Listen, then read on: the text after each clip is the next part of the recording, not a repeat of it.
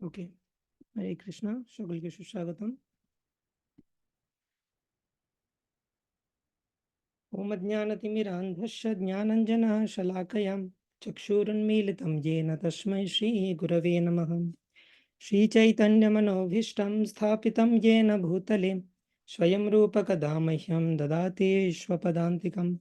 वन्देऽहं श्रीगुरो श्रीयुतपदकमलं श्रीगुरून् वैष्णवांश्च श्रीरूपं साग्रजातं सहगना रघुनाथान्वितं तं सजीवं साद्वैतं सवधूतं परिजनसहितं कृष्णचैतन्यदेवं श्रीराधाकृष्णपादान् सहगना ललिता श्रीविशाखान्वितांश्च नमो विष्णुपादाय कृष्णपृष्ठाय भूतले श्रीमते भक्तिवेदान्त स्वामिनिति नामिने नमस्ते सारस्वते देवे गौरवाणी प्रचारिणे निर्विशेष शून्यवादी पाश्चात्यदेशतारिणे वाञ्छाकल्पतरुभ्यश्च कृपासिन्धुभ्य एव च पतितानां पावनेभ्यो वैष्णवेभ्यो नमो नमः।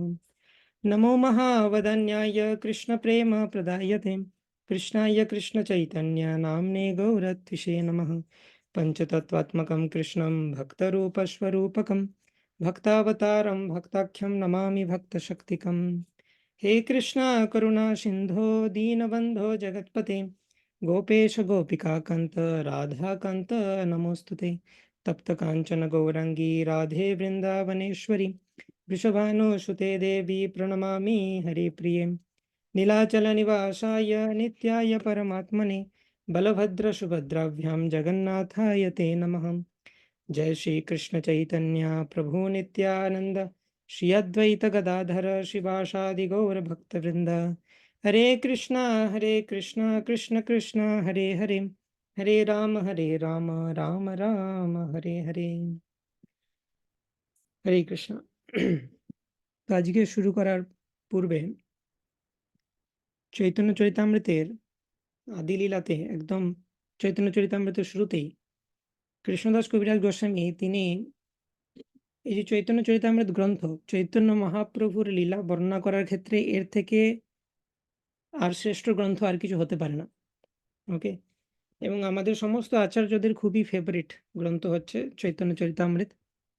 এর চৈতন্য চরিতামৃতের গ্লোরিস নিয়ে পুরো একটা ক্লাস দেওয়া যাবে, কিন্তু সংক্ষেপে আমি যদি বোঝাতে চাই যে এটার ইম্পর্টেন্স কতটা, তো ভাগবত গীতাকে বলা হয় যে আন্ডারগ্র্যাড মানে স্পিরিচুয়ালিটিতে খুব বেসিক কোর্স, সেটা হচ্ছে ভগবদ গীতা। ভগবদ গীতায় একদম স্পিরিচুয়ালিটির বেসিক যে কনসেপ্টগুলো সেগুলো ডিসকাস করা আছে। এবং পোস্ট গ্র্যাজুয়েট, তারপরে তার থেকে বেটার হচ্ছে গ্র্যাজুয়েট স্টাডি বলা যেতে পারে শ্রীমদ্ ভাগবতমকে। And then post graduate study হচ্ছে চৈতন্য চরিতামৃত। তো চৈতন্য চরিতামৃত হচ্ছে খুবই উচ্চ কোটির গ্রন্থ এবং আমাদের সমস্ত বৈষ্ণব আচার্যদের অত্যন্ত ফেভারিট। আমাদের শিল প্রভুপাদের গুরুদেব ভক্তি সিদ্ধান্ত সরস্বতী ঠাকুর তিনি বলেছিলেন যে যদি আমার এই বিল্ডিংগুলো পুড়ে যায় কোনো অসুবিধা নেই, এগুলো যদি ডুবে যায়, বিল্ডিংগুলোর উপর তিনি গুরুত্ব দিতেন না। ডিভোটি এবং গ্রন্থ সেগুলো হচ্ছে বেশি ইম্পর্টেন্ট।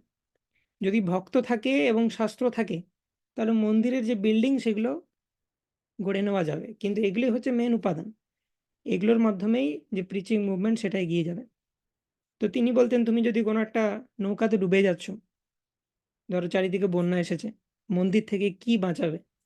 মন্দিরে আর কিছু বাঁচুক না বাঁচুক, গীতা, ভাগবতম, চৈতন্য চরিতামৃত এই তিনটে গ্রন্থকে বাঁচানো উচিত তোমার। এই তিনটে গ্রন্থ নিয়ে তুমি নৌকাতে করে সারভাইভ করার চেষ্টা করবে।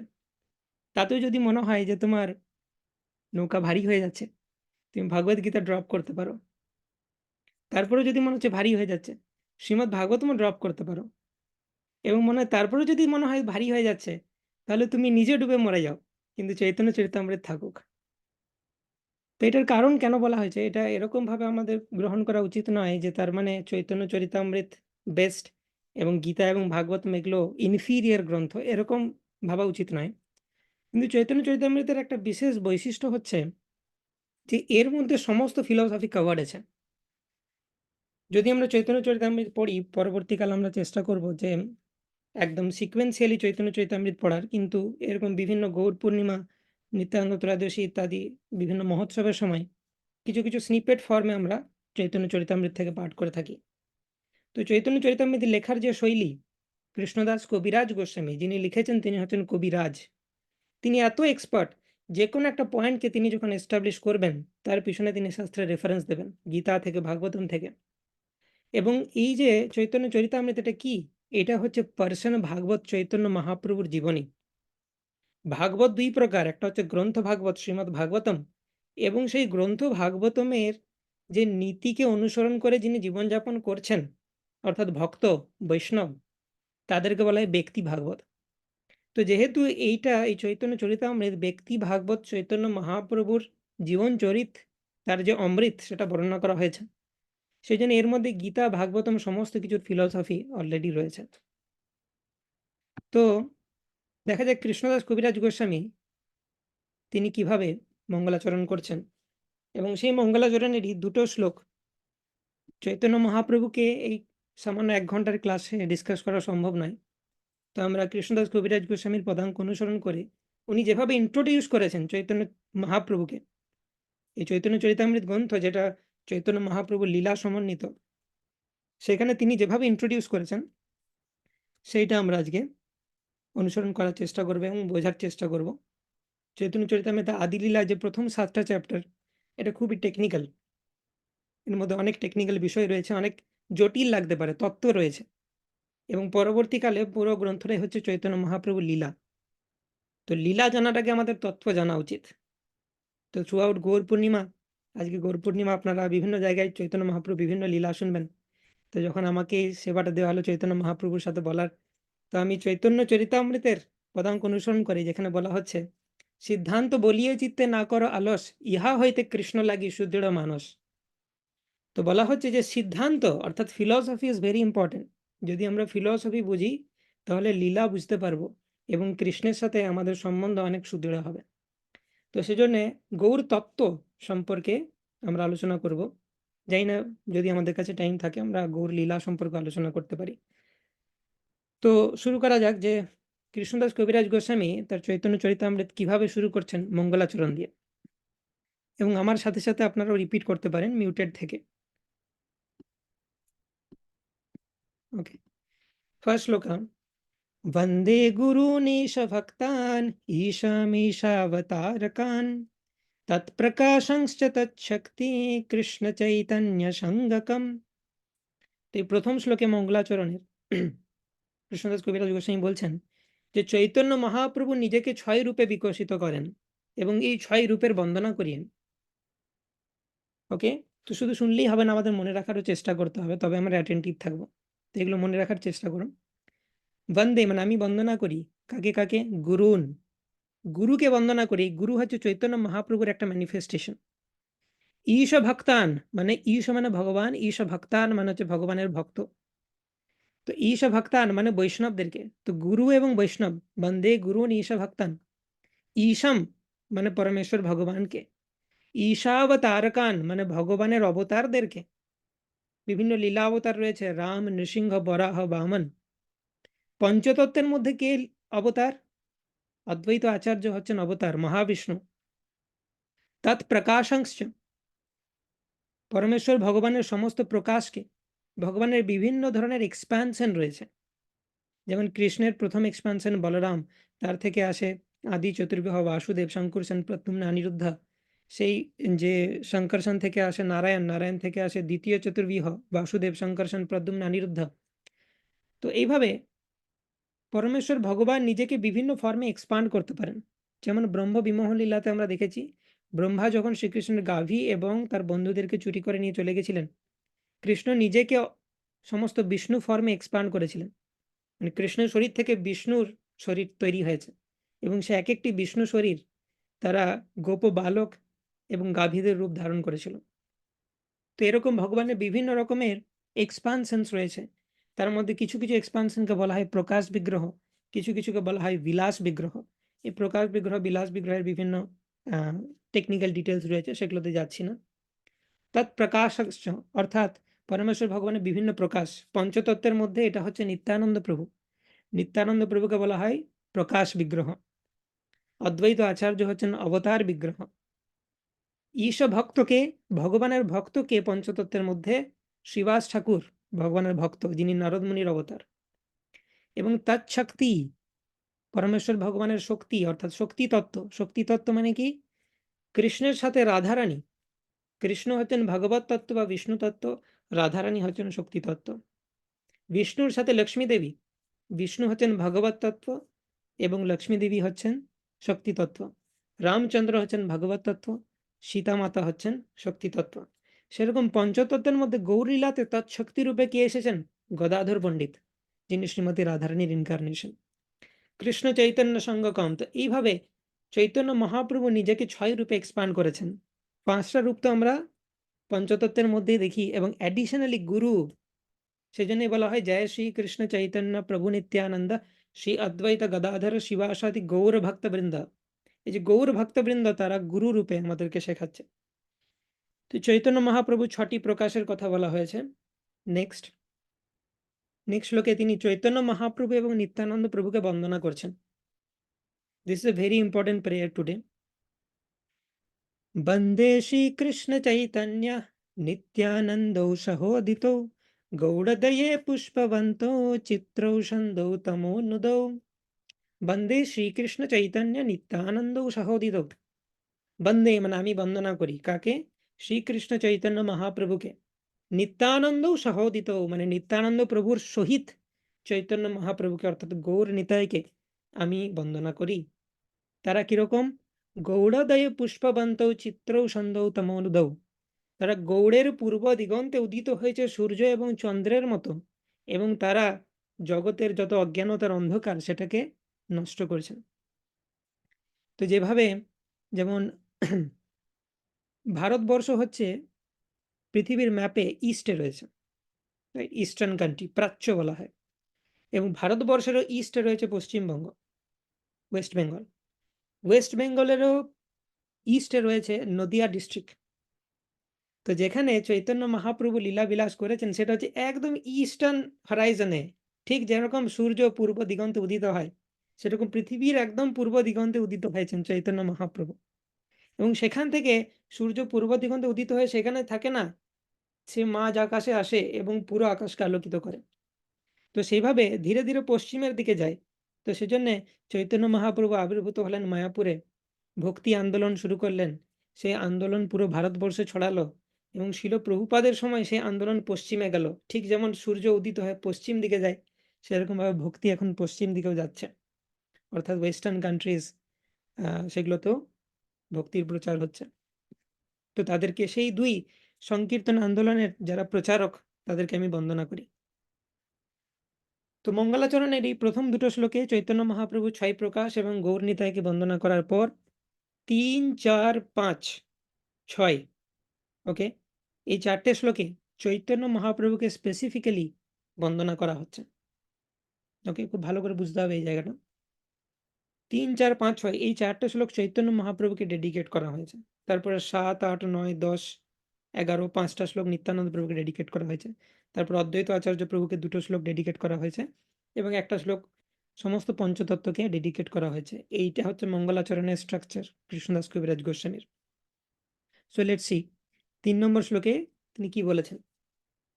যদদ্বৈতম ব্রহ্মোপনিষদি তদপ্যশ্যতনুভাম ইয়া আত্মান্তর্যামী পুরুষ ইতি সোষ্যংস বিভবাম স্বৈশ্বর্যৈ পূর্ণয় ইহা ভগবান স স্বয়ময়ম ন চৈতন্যদ কৃষ্ণ জগতি পরতত্ত্বম পরমিহা। অর্থাৎ যদদ্বৈতম ব্রহ্মোপনিষদি তদপ্যশ্য তনুভা, চৈতন্য মহাপ্রভুকে, তার আইডেন্টিটিকে বর্ণনা করা হয়েছে। লাস্ট লাইনে বলা হচ্ছে না চৈতন্যদ কৃষ্ণ জগতি পরতত্ত্বম পরমিহা। চৈতন্য মহাপ্রভুর থেকে উৎকৃষ্ট কোনো তত্ত্ব এই জগতে নেই। তার মানে তিনিই হচ্ছেন সর্বোৎকৃষ্ট তত্ত্ব, supreme personality of godhead. Just like গীতাতে ভগবান বলেছেন মত্ত পরতরম নান্যৎ কিঞ্চিদস্তি ধনঞ্জয় ময়ি সর্বমিদম প্রোতম সূত্রে মণিগণাইব। কৃষ্ণ গীতাতে বলছেন আমার থেকে উৎকৃষ্ট আর কোনো তত্ত্ব নেই। কৃষ্ণদাস কবিরাজ গোস্বামী এখানে বলছেন যেহেতু সেই কৃষ্ণই হচ্ছেন চৈতন্য মহাপ্রভু, সেই জন্য চৈতন্য মহাপ্রভুর থেকে উচ্চ আর কোনো তত্ত্ব নেই। এবং পরমেশ্বর ভগবানের যে 3টে অ্যাসপেক্ট, ব্রহ্মণ, পরমাত্মা এবং ভগবান, যেটাকে বলা হচ্ছে বদন্তি তত্ত্ববিদস্তত্ত্বম যজ্ঞানম অব্যয়ম ব্রহ্মেতি পরমাত্মেতি ভগবান ইতি শব্দতে। শ্রীমদ্ ভাগবতমে বলা হচ্ছে পরমেশ্বর ভগবানের 3টে ফিচার রয়েছে, নির্বিশেষ ব্রহ্মজ্যোতি, পরমাত্মা এবং সচ্চিদানন্দ ভগবান। তো এই নির্বিশেষ ব্রহ্মজ্যোতি হচ্ছে চৈতন্য মহাপ্রভুর দেহের রশ্মি ছটা, এই পরমাত্মা হচ্ছে চৈতন্য মহাপ্রভুর লোকালাইজড ফিচার, এবং সচ্চিদানন্দ পরমেশ্বর ভগবান শ্রীকৃষ্ণ হচ্ছেন চৈতন্য মহাপ্রভু স্বয়ং। ষড়ৈশ্বর্য পূর্ণ যাইয়া ভগবান স স্বয়ময়ম, কৃষ্ণই হচ্ছেন স্বয়ং চৈতন্য মহাপ্রভু। প্রথমে এই চৈতন্য মহাপ্রভুর ইন্ট্রোডাকশনে কৃষ্ণদাস কবিরাজ গোস্বামী এই ডাউটটা ক্লিয়ার করলেন। অনেকেই চৈতন্য মহাপ্রভুকে ভেবে থাকেন যে চৈতন্য মহাপ্রভু কোনো ভক্ত মহাপুরুষ, কিন্তু তিনি যে পরমেশ্বর ভগবান স্বয়ং এটা অনেকেই জানে না। চৈতন্য মহাপ্রভু এবং কৃষ্ণের মধ্যে কোনো ডিফারেন্স নেই, তার অসংখ্য শাস্ত্র প্রমাণ রয়েছে, যেটা কৃষ্ণদাস কবিরাজ গোস্বামী বর্ণনা করবেন এই 3rd and 4th চ্যাপ্টারে। ওকে, নেক্সট শ্লোক 4 নম্বর শ্লোকে কৃষ্ণদাস কবিরাজ গোস্বামী বলছেন চৈতন্য মহাপ্রভু এলেন কেন এই জগতে। তার দুটো কারণ রয়েছে, একটা হচ্ছে বাহ্যিক কারণ, একটা আভ্যন্তরীণ কারণ। সো বাহ্যিক কারণ বর্ণনা করা হচ্ছে এই 4 নম্বর শ্লোকে। চৈতন্য মহাপ্রভুর আবির্ভাবের বাহ্যিক কারণ কি, লেটস সি। अनर्पितचरिं चिरात् करुणयावतीर्ण कलो समर्पयितुमुन्नतो ज्वलरशंसभक्तिश्रियं हरिपुरटसुन्दरा द्युतिकदम्बसन्दीपितः सदा हृदयकन्दरे स्फुरतु वासचिनन्दनाम्। অনার্পিত চরিম চিরাত করুণায়াবতীর্ণ কলো। অনার্পিত মানে যে জিনিসটা অর্পণ করা হয়নি। কৃষ্ণ আগেও বহু ইনকারনেশন নিয়ে এসেছেন। সত্যযুগে এসেছেন নৃসিংহ অবতারে, ত্রেতা যুগে এসেছেন রামচন্দ্র অবতারে, দ্বাপরে এসেছেন কৃষ্ণরূপে, কিন্তু তিনি কখনো একটা জিনিস দেননি। There is a very beautiful verse in this regard. তো চৈতন্য মহাপ্রভু প্রেডিকশন করা হচ্ছে শাস্ত্রের বিভিন্ন জায়গায়। তো নৃসিংহ পুরাণে একটা খুব সুন্দর ভার্স রয়েছে যেটা আমি কোট করতে চাই। Yes, this one. सत्ये दैत्यकुलाधिनाशसमये सिंहोर्धमर्त्याकृतिः त्रेतायां दशकन्धरं परिभवान् रामेति नामाकृति गोपालन् परिपालयन् ब्रजपुरे भारं हरं द्वापरे गौराङ्गप्रियकीर्तन कलियुगे চৈতন্য নামা প্রভু। তো এখানে বলা হচ্ছে সত্যে দৈত্য কুলাধিনাশ সময়ে সিংহ ঊর্ধ্ব মর্ত্যাকৃতিশ। সত্যযুগে দৈত্য কুলের অধিপতি হিরণ্যকশিপুকে নাশ করার সময়ে যিনি সিংহ ঊর্ধ্ব এবং মর্ত নিচে এরকম ফর্মে এসেছিলেন, ওপরটা সিংহের মতো নিচেরটা মানুষের মতো, সেই নৃসিংহ অবতারে যিনি এসেছিলেন সত্যযুগে, ত্রেতা যুগে দশকন্ধরম পরিভবান, দশকন্ধরম অর্থাৎ দশানন রাবণকে মারার জন্য যিনি এসেছিলেন রামেতি নামাকৃতি, রামচন্দ্র নাম নিয়ে যিনি এসেছিলেন, গোপালন পরিপালয়ন ব্রজপুরে, গোপালন মানে ব্রজপুরের গোপালদেরকে অর্থাৎ যারা বৈশ্য কমিউনিটি রয়েছে ব্রজবাসীদেরকে, পরিপালয়ন তাদেরকে পালন করার জন্য, ব্রজপুরে মানে বৃন্দাবনে, ভারম হরম দ্বাপরে যে কৃষ্ণরূপে যিনি আবির্ভূত হয়েছিলেন পৃথিবীর ভারকে নাশ করার জন্য, অসুরদের বিনাশ করার জন্য, সেই নৃসিংহ দেবী, সেই রামচন্দ্রই, সেই কৃষ্ণচন্দ্র ভগবানই যে গৌরাঙ্গ প্রিয় কীর্তন কলিযুগে চৈতন্য নাম প্রভু, সেই কৃষ্ণই কলিযুগে এসেছেন। কলিযুগে কি নাম নিয়ে এসেছেন? গৌরাঙ্গ। এবং চৈতন্য মহাপ্রভু এই নাম নিয়ে এসেছেন।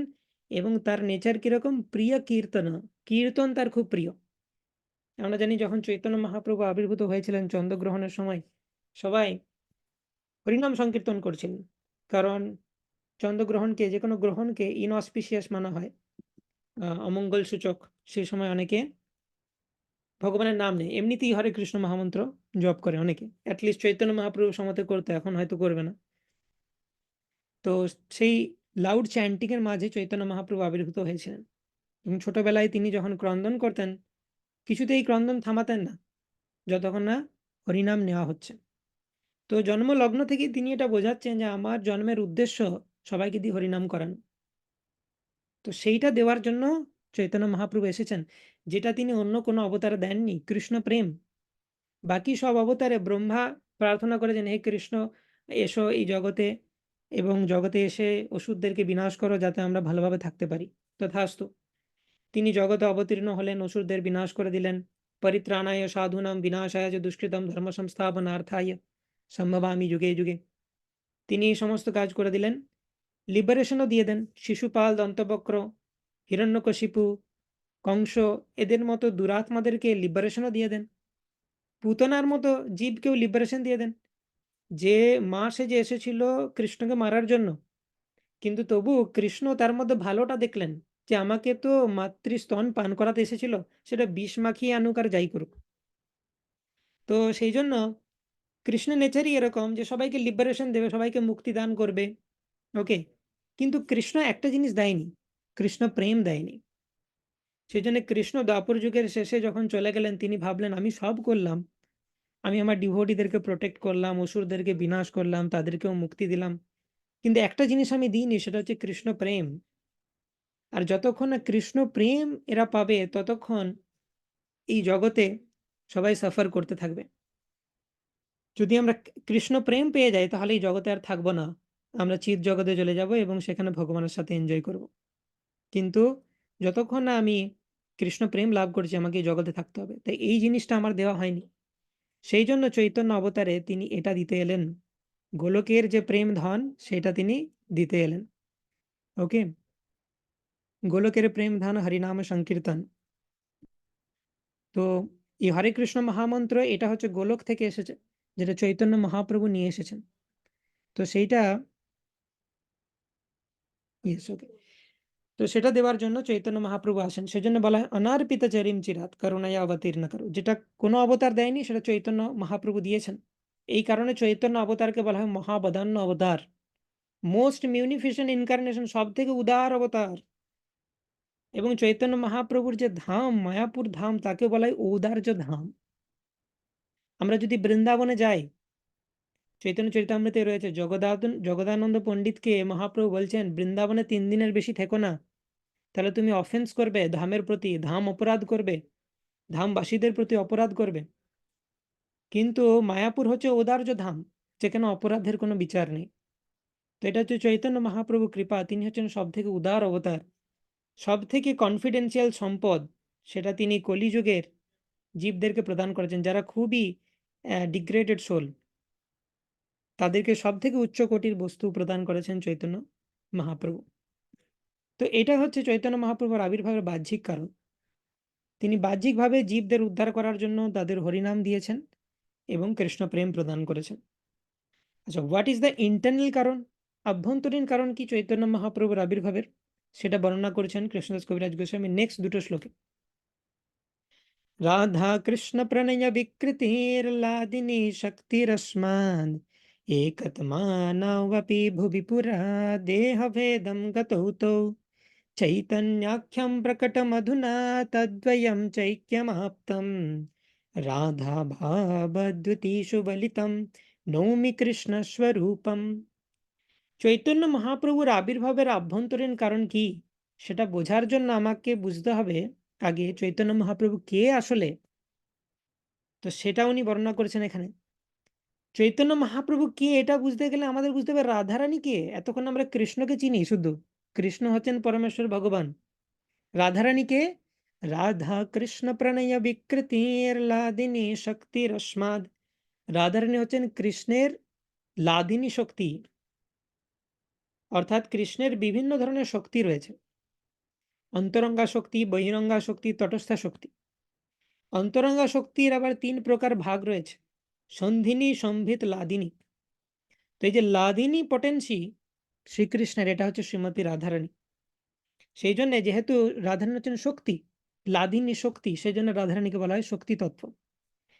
একাত মানব আপি ভুবি পুরা দেহ ভেদম গতৌ তৌ। গোলক বৃন্দাবনে এই রাধার কৃষ্ণ অ্যাকচুয়ালি একজনই ব্যক্তিত্ব, তারা একই আত্মা, তাদের দেহ আলাদা। রাধা কৃষ্ণের মধ্যে কোনো ডিফারেন্স নেই। একাত মানব আপি ভুবিপুরা দেহ ভেদম গতৌত। গোলক বৃন্দাবনে যে দেখি রাধা এবং কৃষ্ণ আলাদা লীলা করছেন, অ্যাকচুয়ালি তারা একই আত্মা, কিন্তু ভিন্ন দেহ ধারণ করে লীলা করছেন। কিন্তু এই চৈতন্য অবতারে কি হলো, রাধা কৃষ্ণ এক, তারা দুই দেহ ধারণ করে লীলা করছেন, আবার চৈতন্য অবতারে তারা এক হলেন।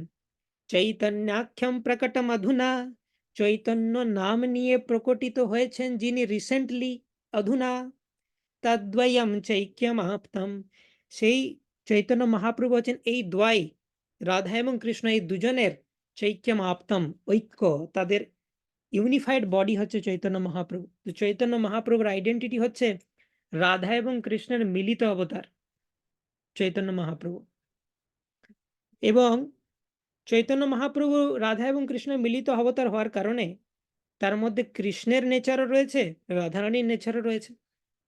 তো রাধারানীর কাছ থেকে তিনি কি কি নিয়েছেন আর কৃষ্ণের কাছ থেকে কি কি নিয়েছেন দেখা যাক। নেক্সট লাইনে বর্ণনা করেছেন, রাধা ভাবদ্যুতি সুবলিতম নৌমি কৃষ্ণ স্বরূপম।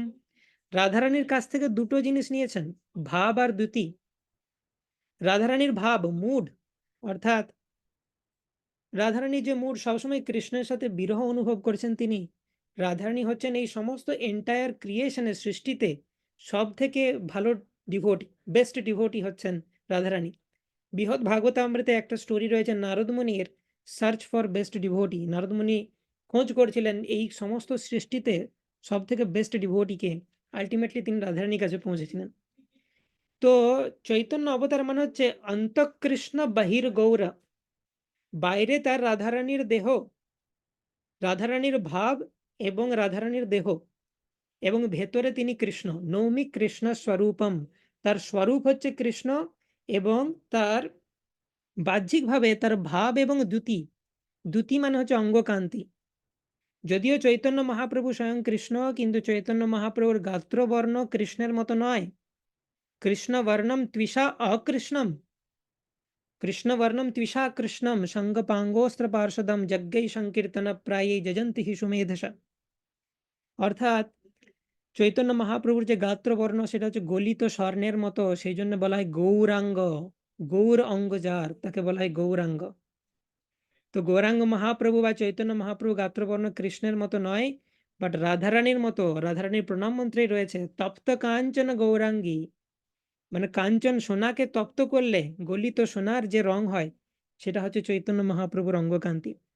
তো রাধারানীর ভাব এবং দ্যুতি বাহ্যিকভাবে রয়েছে, এবং ভেতরে কৃষ্ণ বসে বসে বসে আছেন। কেন বসে আছেন সেটা নেক্সট শ্লোকে বর্ণনা করা হবে, যে রাধারানীর ভাব আর দ্যুতি বাহ্যিকভাবে নিয়ে কৃষ্ণ ভেতরে আরাম কেদারায় বসে কি দেখছেন তিনি, কি কি উপভোগ করেছেন তিনি, সেটা বর্ণনা করা যায়। That is the internal reason, সেটা হচ্ছে আভ্যন্তরীণ কারণ চৈতন্য মহাপ্রভুর আবির্ভাবে।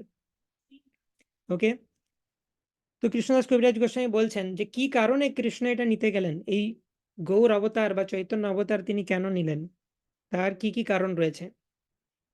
শ্রীরাধায়া প্রণয় মহিমা কীদৃশো বানয়ৈবা, সাদ্यो येनाद्भुत मधुरिमा कीदृशो वा मदीया, सौख्याञ्च स्यामदनुभवत कीदृशं वेति लोभात्, तद्भावाढ्य समजनिशचि गर्भसिन्धौ हरिन्दु। তিনটে কারণ বর্ণনা করেছেন কৃষ্ণদাস কবিরাজ গোস্বামী। শ্রী রাধায়া প্রণয় মহিমা কীদৃশ বা, রাধারানীর প্রণয়ের মহিমা কিরকম, মানে রাধারানীর প্রেমটা কতটা গভীর এটা কৃষ্ণ জানেন না। সাধ্য জেনাদ্ভুত মধুরিমা কীদৃশ বা মদিয়া, আমার মধ্যেই বা এমন কি রয়েছে যে জন্য ভক্তরা সবসময় আমার পেছনে পড়ে থাকে। সৌখ্যাঞ্চস্য মদনুভবতা কীদৃশম বেতি লোভাত, আমি যখন ভক্তদের সাথে রেসিপ্রোকেট করি ভক্তরা কিরকম আনন্দ উপভোগ করেন। তদ্ভাবাঢ্য সমাজানি শচিগর্ভ সিন্ধু হরিন্দু, সেই এই তিনটে জিনিস জানার জন্য, সেই লোভে, সেই লোভে যে এই তিনটে জিনিস জানতে পাবো, এই লোভে তিনি শচী গর্ভের সিন্ধুতে হরি ইন্দু রূপে জন্মগ্রহণ করেছেন। যেমন সমুদ্রের বুকে যখন বিকেল হয়ে যায়, তখন সূর্যাস্তের পর আমরা যদি সি বিচের কাছে থাকি দেখতে পাবো চন্দ্র উদয় হচ্ছে সমুদ্রের বুক থেকে। সেরকম শচী মাতার গর্ভরূপী যে সমুদ্র, সেখান থেকে হরিরূপী ইন্দু বা হরিরূপী চন্দ্র বা চৈতন্য চন্দ্রের আবির্ভাব হয়েছিল। এই চৈতন্য চন্দ্রের আবির্ভাব হয়েছিল এই 3টে কারণে, যে রাধারানীর প্রণয়ের মহিমা কিরকম, কৃষ্ণের নিজের মধ্যে কি মধুরিমা রয়েছে সেটা জানার জন্য, এবং কৃষ্ণ যখন ভক্তদের সাথে রেসিপ্রোকেট করে ভক্তরা কিরকম ফিল করে। তো অ্যাকচুয়ালি কৃষ্ণ দেখছেন যে আমাকে রাধারানী এবং অন্যান্য ভক্তেরা সেবা করছেন, আমাকে সেবা করা হচ্ছে, আমি যত না আনন্দ পাচ্ছি তার থেকে বেশি আনন্দ পাচ্ছেন আমার ভক্তরা। এর কারণটা কি? আমি রসরাজ, আমি সমস্ত রসের আস্বাদন করা উচিত আমার, কিন্তু দেখা যাচ্ছে যে আমি আমার সব থেকে আনন্দ পাওয়ার কথা, কিন্তু দেখা যাচ্ছে আমার ভক্তরা তার থেকে বেশি আনন্দ পাচ্ছে। এরকম কেন হচ্ছে? তো কৃষ্ণ যখন যেটা জানতে চাইছেন যে যদিও ভক্তরা আমাকে সেবা করছে, আমার থেকে বেশি কেন উপভোগ করছে ভক্তরা, এটা কিভাবে আমরা বুঝতে পারি? এটা আমরা এইভাবে বুঝতে পারি যে পদ্মের মধ্যে যেরকম মধু রয়েছে, সেই মধু পদ্ম নিজে আস্বাদন করতে পারে না, কিন্তু মৌমাছি সেই মধুকে আস্বাদন করতে পারে। তো পদ্ম ভাবছে যে আমার মধ্যে মধু রয়েছে, কিন্তু আমি সেটার স্বাদ নিতে পারছি না, তাহলে কিভাবে নেওয়া যায় সেই স্বাদটা? আমাকে মৌমাছি হতে হবে। তো ঠিক সেই রকম ভাবেই কৃষ্ণ নিজে বুঝতে পারছে না যে ভক্তরা কেন তাকে এত সেবা করছে, এত পুজো করছে, তার এত ভক্তি কেন করছে, এবং কেউ ছেড়ে যাচ্ছে না। কৃষ্ণের শ্রী পাদপদ্মের মধু যে একবার আস্বাদন করেছে সে আর ছেড়ে যাচ্ছে না। কৃষ্ণ বুঝতে পারছে না এত সুইটনেসের কি আছে ভাই, আমার তো নিজেকে বোরিং লাগে। তো ভক্তরা কেন আমাকে এত ভালোবাসছে? কিছু একটা ব্যাপার রয়েছে। ভক্ত হয়ে তার মানে বেশি কিছু আনন্দ রয়েছে, যেটা আমি কৃষ্ণ হয়েও বুঝতে পারছি না। তাহলে আমাকে ভক্তরূপে আসতে হবে। তো আমি যদি ভক্তরূপে আসতে হয় তাহলে কি করতে হবে? চৈতন্য অবতার নিতে হবে। চৈতন্য মহাপ্রভু রূপে, সেই জন্য তিনি ভক্ত রূপে এসেছেন, এবং চৈতন্য মহাপ্রভুকে সেজন্য বলা হয় ছন্ন অবতার। দেখে কেউ বুঝতে পারবে না যে ভগবান স্বয়ং তিনি। লোকে মনে করবে এই তো ভক্তের মতো ড্রেস সন্ন্যাসী হয়েছিলেন, মাথায় তিলক রয়েছে, কৃষ্ণের নাম জপ করছে, কৃষ্ণ নাম প্রচার করছে, এটা তো ভক্তের আচরণ, কিন্তু উনি যে ভগবান সেটা কেউ বুঝতে পারবেন না। সেই জন্য শ্রীমদ্ ভাগবতম বলছে যজন্তি হি সুমেধসঃ, একমাত্র যারা খুব ইন্টেলিজেন্ট ব্যক্তি তারাই বুঝতে পারবেন যে ইনি কোনো সাধারণ মহাপুরুষ বা ভক্ত নন, ইনি হচ্ছেন স্বয়ং পরমেশ্বর ভগবান শ্রীকৃষ্ণ। তো সেই জিনিসটা বোঝার জন্য, যে রাধারানীর প্রেম কিরকম সেটা বোঝার জন্য চৈতন্য মহাপ্রভু অবতার নিলেন। এমন প্রশ্ন হতে পারে যে এই প্রথমবার তো চৈতন্য মহাপ্রভু আসছেন এরকম নয়, আজ থেকে 500 বছর আগে এসেছিলেন চৈতন্য মহাপ্রভু, কিন্তু ব্রহ্মার প্রত্যেক দিনে কৃষ্ণ একবার করে আসে এবং চৈতন্য মহাপ্রভু একবার করে আসে। তাহলে ব্রহ্মার প্রত্যেক দিন আসার কি দরকার? রাধারানীর প্রেম আস্বাদন করা, সেটা তো একবার এলেই বোঝা যায়, বারবার কেন আসছেন তিনি চৈতন্য মহাপ্রভু রূপে? এর এক্সপ্লেনেশন দিচ্ছেন আমাদের আচার্যরা, যে যখন চৈতন্য অবতারে তিনি এলেন এবং রাধারানীর প্রেমকে আস্বাদন করার চেষ্টা করলেন, রাধারানীর প্রেম উনি আস্বাদন করলেন, কিন্তু যে টাইমে উনি চৈতন্য অবতারে লীলা করে ফেরত যাচ্ছেন, সেই টাইমে রাধারানীর প্রেম আরো বর্ধিত হয়ে যায়।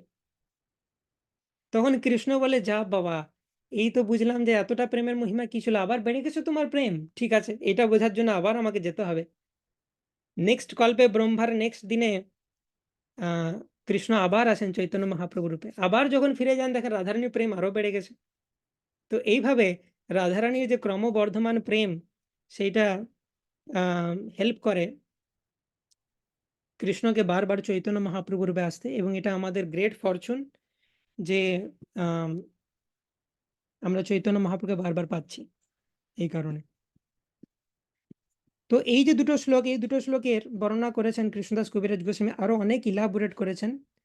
তো আমরা চৈতন্য চরিতামৃত থেকে সেটা পড়ার চেষ্টা করব, যদি এটা খুবই নেক্টেরিয়ান চৈতন্য চরিতামৃতে, কিন্তু জানি না আমরা কতটা শেষ করতে পারবো, ট্রাই করছি।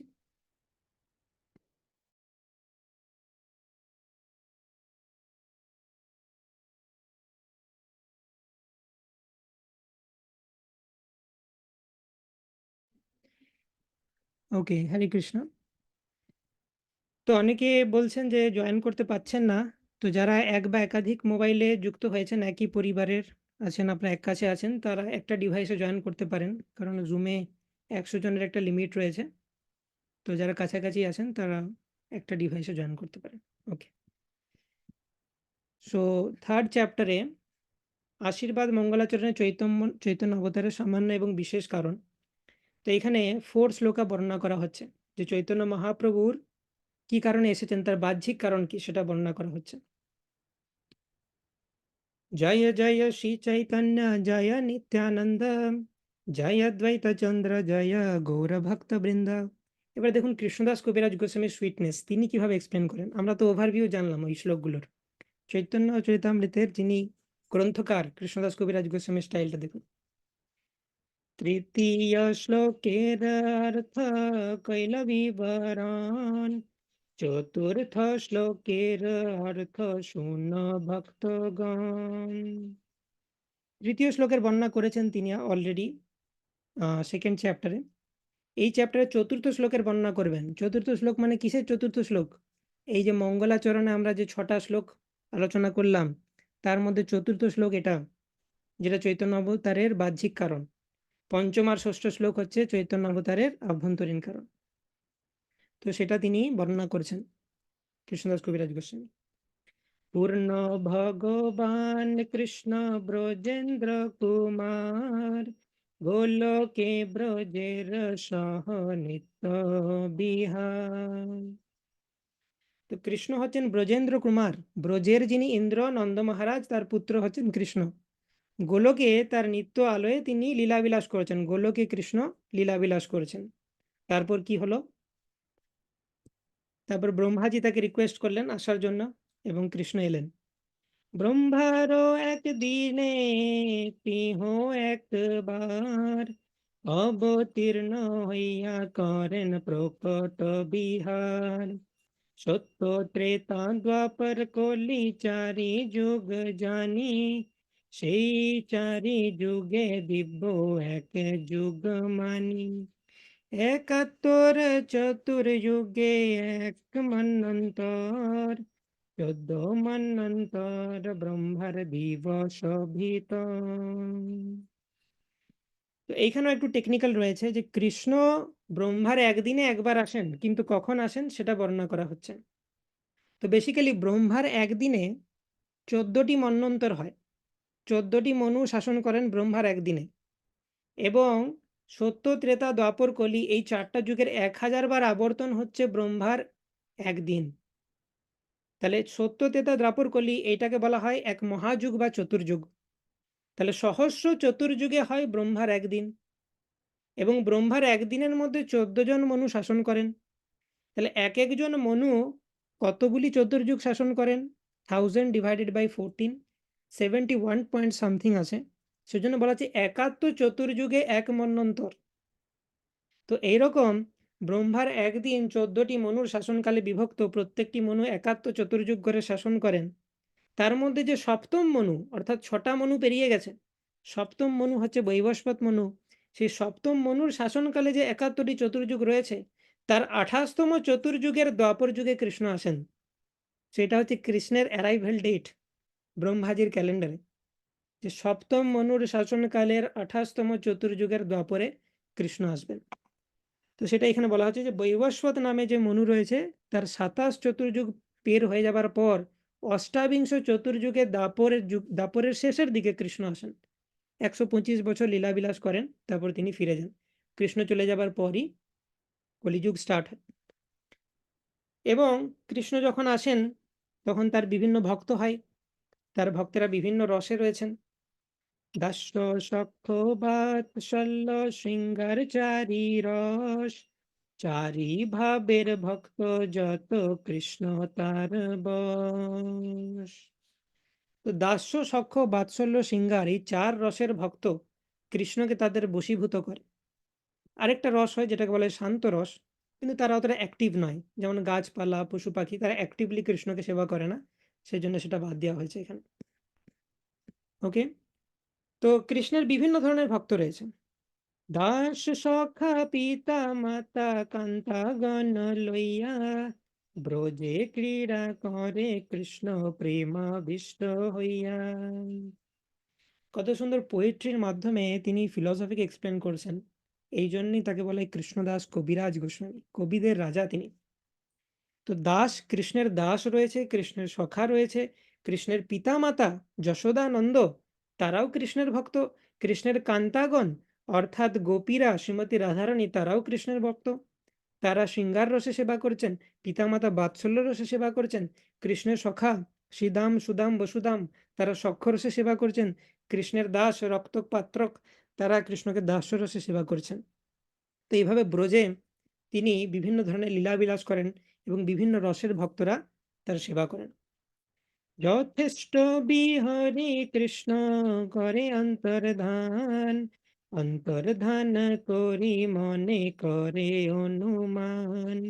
চিরকাল নাহি করি প্রেম ভক্তি দান, ভক্তি বিনা জগতের নাহি অবস্থান। সকল জগতে মোরে করে বিধি ভক্তি, বিধি ভক্তি ব্রজ ভাব পাইতে নাহি শক্তি। একটা ওয়ান্ডারফুল তত্ত্ব বর্ণনা করা হচ্ছে এর মধ্যে। সেটা কি তত্ত্ব? যথেষ্ট বিহরি কৃষ্ণ করে অন্তর্ধান, প্রাণ ভরে মন ভরে লীলাবিলাস করলো কৃষ্ণ 125 বছর, যথেষ্ট বিহার করে তারপর কৃষ্ণ অন্তর্ধান করে, অর্থাৎ কৃষ্ণ ডিসঅ্যাপিয়ার করে গোলক বৃন্দাবনে চলে যায়, বাড়িতে ফিরে আসে। পৃথিবীতে গেছিল, ব্রহ্মার অ্যাপার্টমেন্টে ভিজিট করতে গেছিল এই ব্রহ্মাণ্ডে। কৃষ্ণ নিজের বাড়িতে ফিরে আসে, ভাবছে ওয়েট আ মিনিট, আমি কি সব সব কিছু করলাম ভালো করে? অন্তর্ধান করি মনে করে অনুমান, মনে মনে ভাবছে অন্তর্ধান করে গোলকে গিয়ে কি আমি কি জিনিসটা ঠিক করলাম, জগৎবাসীকে একটু ঠকিয়ে দিলাম মনে হচ্ছে। চিরকাল নাহি করি প্রেম ভক্তি দান, চিরকাল আমি যা যা অবতার নিয়েছি, রাম, নৃসিংহ, বরাহ, বামন, পরশুরাম, এমনকি রিসেন্ট কৃষ্ণ অবতার নিয়েও এতবার আমি গেছি ব্রহ্মার অ্যাপার্টমেন্টে এই জড়জগতে, কিন্তু আমি প্রেম ভক্তি দান করিনি তো কোনোবারই। ব্রহ্মা রিকোয়েস্ট করেছে, ওষুধদেরকে মেরে চলে এসেছি আমি।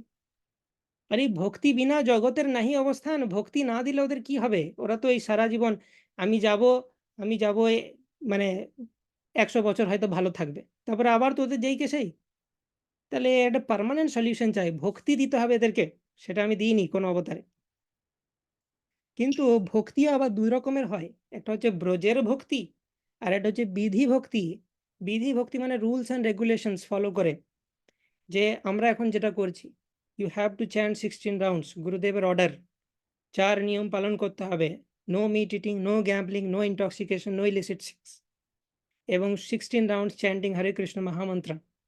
একাদশী পালন করতে হবে, শিল প্রভুপাদের গ্রন্থ পড়তে হবে, এগুলো বলতে হচ্ছে আমাদেরকে, নিয়ম না করলে অফেন্স লাগবে। ঠিক আছে, তবে আমরা করছি, করতে ইচ্ছা যায় না আমাদের, এটাকে বলে বিধি ভক্তি। এই বিধি ভক্তি করতে করতে যখন আমাদের একটা স্পন্টেনিয়াস বিহেভিয়ার আসবে, যে প্রভুপাদের বইটা না পড়লে আমার মনটা ছটফট করছে, একটু গুরু মহারাজের লেকচার না শুনলে মনে হয় আজকের দিনটা কি হয়ে গেল, আমি শান্তি পাচ্ছি না ভেতর থেকে, চ্যান্টিংটা একটু কম হয়ে গেলে আমার ভাল লাগছে না। তো সেটা হচ্ছে রাগানুগা ভক্তির পর্যায়ে পৌঁছে যায়। তো এইখানে বৃন্দাবনের ভক্ত আর বৃন্দাবনের বাইরের ভক্তের মধ্যে একটা সুন্দর ব্যাপার রয়েছে বোঝার মতো। তো চৈতন্য চরিতামৃত এত ভাস্ট জিনিস নয়, ভাবছিলাম এই 3rd আর 4th চ্যাপ্টার পুরোটা কভার করবো, জানি না কতটা হবে, বাট কম্প্রোমাইজ করা উচিত নয়, যতটুকু কভার করছি আমাদের ভালো করে করা উচিত। তো এইখানে আমাদের বোঝা উচিত যে বৃন্দাবনের বাইরের ভক্ত আর বৃন্দাবনের ভেতরের ভক্তের মধ্যে কি ডিফারেন্স। বৃন্দাবনের বাইরে অর্জুন হচ্ছেন কৃষ্ণের সখা, অর্জুনের সাথে কৃষ্ণের বন্ধুত্ব রয়েছে, কিন্তু যখনই বিশ্বরূপ দর্শন হলো, অর্জুন সখা থেকে দাসে নেমে চলে এলো, হাত জড়ো, এবং অর্জুন বলছেন ক্ষমা করে দাও ভগবান, আপনাকে চিনতে পারিনি, কত কিছু ইয়ার্কি করে নিয়েছি আপনার সাথে, ক্ষমা করে দিন। সখেতি মত্वा प्रसभम যদুক্তম হে কৃষ্ণ হে যাদব হে সখেতি, अजानता महिमानं तवेदं मया प्रमादत् प्रणयेन वापि यच्च बहासार्थमसत्कृतोषि বিহারশয্যাসন ভোজনেষু। তো তিনি এবারে ল্যামেন্ট করতে আরম্ভ করেছেন যে শুতে বসতে তোমার সাথে কত ইয়ার্কি করেছি, সখা ভেবে তোমাকে কখনো বলেছি এ কৃষ্ণ, এ যাদব, এইভাবে ডেকেছি তোমাকে, রথ চালাতে চালাতে বলছি এ তুমি ওইদিকে কেন যাচ্ছ, এইদিকে চলো, এইভাবে তোমার সাথে বিহেভ করেছি আমি। আমি জানতাম না যে তুমি পরমেশ্বর ভগবান, তোমার মধ্যেই সমস্ত ডেমিগডরা বিরাজ করছে, 14 ভুবন বিরাজ করছে, অনন্ত কোটি ব্রহ্মাণ্ড বিরাজ করছে, তুমি সেই মহাবিষ্ণু, এটা আমি জানতাম না। তো ব্রজের বাইরে কৃষ্ণ যখন অপিলেন্স ডিসপ্লে করে সবাই ডাউন হয়ে যায়, দণ্ডবত প্রণাম করে কৃষ্ণকে। কৃষ্ণের সখাদের সাথে কি হয় বৃন্দাবনের ভেতরে, কৃষ্ণ টায়ার্ড হয়ে যায় অপুলেন্স দেখিয়ে দেখিয়ে, কেউ মানছেই না কৃষ্ণ ভগবান। কৃষ্ণ বলছে দেখো আমি পুতনাকে মেরে দিলাম, আমি এইটুকু সাইজ, পুতনা এত বড় সাইজ। বলছে হ্যাঁ তো কি হয়েছে, তোমার বাবা নন্দ মহারাজ শালিগ্রাম শিলাকে ওয়ার্শিপ করে, সেজন্য মাঝে মধ্যে তোমার মধ্যে নারায়ণ ঢুকে যায়, ওটা তোমার কৃতিত্ব নয়। তুমি কোন বড় লোক, তুমি আমি সম, আমার সাথে এখনই ছুটো তো, তুমি ছুটে হারিয়ে দেবো তোমাকে, কত কত বড় ভগবান তুমি দেখছি। এইটা হচ্ছে বৃন্দাবনের সখাদের অ্যাটিচিউড। যখন ব্রহ্মবিমোহ লীলার শেষে ব্রহ্মাজি বুঝতে পেরেছে যে আমি কত ইনসিগনিফিকেন্ট, জোনাকির মতো, কৃষ্ণ হচ্ছে সূর্য, যে ব্রহ্মাজি ল্যামেন্ট করছে ক্ষমা করে দিন আমাকে, ব্রহ্মাজি প্রেয়ার করছে, দূর থেকে দাঁড়িয়ে কৃষ্ণের বন্ধুরা হাসছে, দেখ এই কৃষ্ণের যত রকমের উদ্ভট বন্ধু বান্ধব আছে, চার মাথা যুক্ত একটা মানুষ এসছে, দেখ কৃষ্ণের সাথে কথা বলছে, মানে একে কি বলবি, একে বলি যে ভালো ভালো মানুষের সাথে মিশতে, কিছুতেই আমাদের কথা শুনবে না, যত সব উল্টো পাল্টা মানুষদের সাথে সম্পর্ক। তো এইরকম করতে থাকে ব্রজে। তো ব্রজের যে প্রেম, সেটা এখানে বলা হচ্ছে ঐশ্বর্য শিথিল প্রেমে নাহি মোর প্রীত। যে প্রেম ঐশ্বর্যের প্রভাবে শিথিল হয়ে যায় সেটা কৃষ্ণের ভালো লাগে না। কত গূঢ় তত্ত্ব রয়েছে এখানে, কিন্তু সেই স্টেজে পৌঁছাতে গেলে আমাদেরকে বিধি ভক্তির থ্রু দিয়ে যেতে হবে। ঐশ্বর্য জ্ঞানেতে সব জগৎ মিশ্রিত, ঐশ্বর্য শিথিল প্রেমে নাহি মোর প্রীত। ঐশ্বর্য শিথিল প্রেম মানে কি, মানে প্রথমে প্রেমটা গাঢ় ছিল, ঐশ্বর্য দেখানোর পর শিথিল হয়ে গেল। যেমন অর্জুনের, যেমন দেবকী মায়ের, দেবকী মা মথুরা বৃন্দাবনের বাইরে, দেবকী মায়ের বাৎসল্য কৃষ্ণের প্রতি, কিন্তু যখন কংসকে হত্যা করলো এবং বুঝতে পারলো যে কৃষ্ণ কোনো সাধারণ বালক নয়, তখন দেবকীর বাৎসল্য প্রেম ও দাস্য রসে নেমে চলে এলো। তো বৃন্দাবনের বাইরে যখন অপুলেন্স ডিসপ্লে করা হয়, ঐশ্বর্যতে দেখানো হয়, যে যে রসে আছে সব নেমে দাস্যতে চলে আসে, বিষ্ণুর মতো হয়ে যায় সব, বৈকুণ্ঠের রস হয়ে যায়। তো সেটাই কৃষ্ণ বলছেন, কিন্তু এইটা আমার ভালো লাগে না। রাধারানী আমাকে বকবে, যশোদা মা আমার কান মুলে দেবে, আমাকে বেঁধে রাখবে, আমি মুখের মধ্যে পুরো ইউনিভার্স দেখিয়ে নিলেও বিশ্বাস করবে না আমি ভগবান, এ আমাকে তুচ্ছ তাচ্ছিল্য করবে, এইরকম প্রেম কৃষ্ণের ভালো লাগে।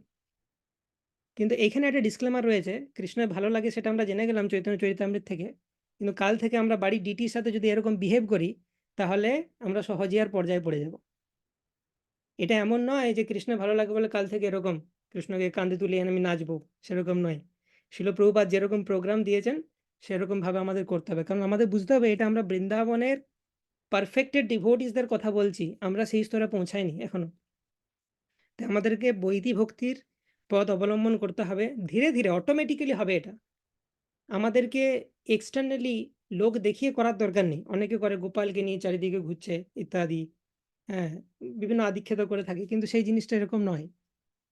ভগবানকে ভগবানের মতো রেসপেক্ট করা উচিত। আমাদের মতো স্টেজে আমরা যে ইসকন টেম্পলেও রাধাকৃষ্ণ ওয়ার্শিপ করি, শিল প্রভুপাদ নিজেই বলছেন যে এটা রাধাকৃষ্ণের ওয়ার্শিপ নয়, অ্যাকচুয়ালি রাধাকৃষ্ণের ডিটি প্রতিষ্ঠা করা হয়েছে, কিন্তু আমরা লক্ষ্মী এবং বিষ্ণুর ওয়ার্শিপ করছি। তো আমাদের সবসময় বোঝা উচিত আমাদের বাড়ির যে ডিটি, লক্ষ্মী এবং বিষ্ণুর রসাতে আমাদের ওয়ার্শিপ করা উচিত। ভক্তি পুরুষোত্তম স্বামী মহারাজ বলছিলেন যে বৈকুণ্ঠের রস হচ্ছে এরকম, যে বৈকুণ্ঠে সবাই বিষ্ণুকে স্তুতি করবে, প্রণাম জানাবে, গ্লোরিফাই করবে, এইগুলোই হচ্ছে ওইখানে রস। ম্যাক্সিমাম তুমি যেটা করতে পারো সেটা হচ্ছে ভগবানের সাথে হাত মেলাতে পারো, ম্যাক্সিমাম। কিন্তু ভগবানের কাঁধে হাত দেওয়া, মানে ভগবানের এই হাতের লেভেলের থেকে উঠে ভগবানের মাথায় হাত দেওয়া, কাঁধে হাত দেওয়া, এগুলো আনইমাজিনেবল বৈকুণ্ঠে। সেইখানে ব্রজে কৃষ্ণের মাথার উপর চেপে ডান্স করে তার যে কৃষ্ণের সখারা, এবং ব্রজের গোপীরা কৃষ্ণকে বলে যে আরো দুকলি নেচে দেখাও, তারপর তোমাকে ছাঁচ দেওয়া হবে, আরো নাচো না, এখনো সাফিসিয়েন্ট হয়নি, এরকম করে ব্রজের গোপীরা। তো এটাই হচ্ছে যে ব্রজের প্রেম, সেটার জন্য এত মানে কৃষ্ণকে আকর্ষণ করে। এবং আমরা জানি যখন কৃষ্ণ দ্বারকাতে ছিল, এই ব্রজকে কত মিস করছিল, প্রতি রাতে কৃষ্ণ কাঁদতেন, এবং দ্বারকার মহিষীরা খুঁজে পাচ্ছে না যে এত ভালোভাবে কৃষ্ণকে সেবা করছি, কিন্তু ব্রজের ওই গোয়ালাগুলো কৃষ্ণকে এমন কি করেছে যে সবসময় ব্রজ ব্রজ করে কাঁদছে। তখন রোহিণী দেবী বলরামের যে মা, তিনি তাদেরকে শুনিয়েছিলেন সেই ঘটনাটা। এটা জগন্নাথের পাস টাইমে আসে যে কৃষ্ণ যখন জগন্নাথের রূপ নিয়েছিলেন, সেটা এটা আমরা আলোচনা করেছিলাম অন্য সময়। তো এনিওয়ে লেট আস প্রসিড। তো ঐশ্বর্য শিথিল প্রেম কৃষ্ণের ভালো লাগে না। তো ঐশ্বর্যে শিথিল হয় না একমাত্র ব্রজের ভক্তি। তো কৃষ্ণ বলল যে অ্যাকচুয়ালি প্রত্যেক কলিযুগেই চৈতন্য মহাপ্রভু আসেন, কিন্তু গৌর নারায়ণ রূপে আসেন। কিন্তু এই অষ্টাবিংশতি মানে বৈবস্বত মনুর শাসনকালের 28তম চতুর্যুগের যে কলিযুগ, সেখানে চৈতন্য মহাপ্রভু স্বয়ং স্বয়ং কৃষ্ণ রূপে আসেন।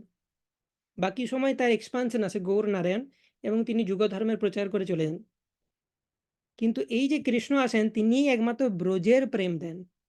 এই ব্রজ প্রেমটা কিন্তু সবসময় পাওয়া যায় না। যুগ ধর্মের প্রচার হয় সবসময়।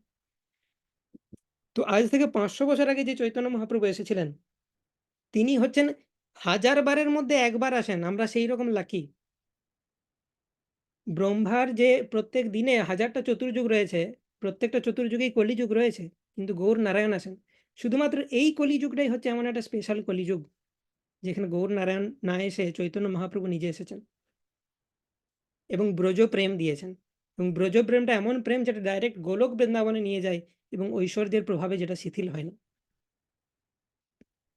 বাকি সময় বৈকুণ্ঠের প্রেম দান করা হয়, কিন্তু গোলকে যাওয়ার টিকিট 1000-এর মধ্যে একবারই বিতরণ করা হয়। ঐশ্বর্য জ্ঞানে বিধি ভজন করিয়া বৈকুণ্ঠকে যাই চতুর্বিধ মুক্তি পাইয়া। ষষ্ঠী স্বরূপ আর সামীপ্য সালোক্য সাযুজ্যনালয়ে ভক্ত যাতে ব্রহ্ম ঐক্য। বাকি সময় এমনি যুগধর্মের প্রচার করে তারা কি হয়, ঐশ্বর্য জ্ঞানে বিধি ভজন করে, দিয়ে বৈকুণ্ঠতে যায়, গোলকে যাওয়ার সুযোগ পায় না অন্য সময়।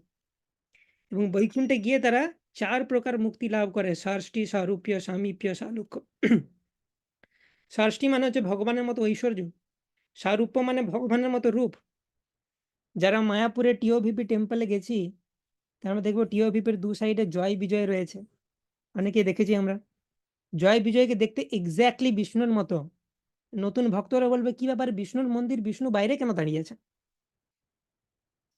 ভগবানের মন্দির, ভগবানকে বাইরে দাঁড় করে রেখেছে কেন? কিন্তু অ্যাকচুয়ালি তারা জয় বিজয়, যারা ভগবানের মতোই রূপ, সারূপ্য মুক্তি রয়েছে। বৈকুণ্ঠের অধিবাসীদের এরকম হয়। সামীপ্য মুক্তি মানে ভগবানের কাছাকাছি বাস করার সুযোগ লাভ করা। সালোক্য মানে ভগবানের সাথে সেম ধামে বাস করা। আরেক প্রকার মুক্তি হয় মায়াবাদী বা নির্বিশেষ মুক্তি, সাযুজ্য, যেটা ভক্তরা গ্রহণ করে না। ওকে, তো সেটা এখানে বর্ণনা করা হয়ে যায়। ওকে, তো এখানে এই চ্যাপ্টারটা প্রচুর বড়, তো কিছু কিছু স্নিপেট আমরা আলোচনা করব। তো এখানে দেখলাম আমরা যে কৃষ্ণ, এই যে জায়গাটা পড়লাম, এটার থিম হচ্ছে এটা যে কৃষ্ণ তার অন্তর্ধানের পর গিয়ে ভাবলেন যে আমার কৃষ্ণ প্রেমটা দেয়া রয়ে গেছে, বাকি রয়ে গেছে। তো সেই জন্য কৃষ্ণ প্রেম দিতে তিনি এলেন।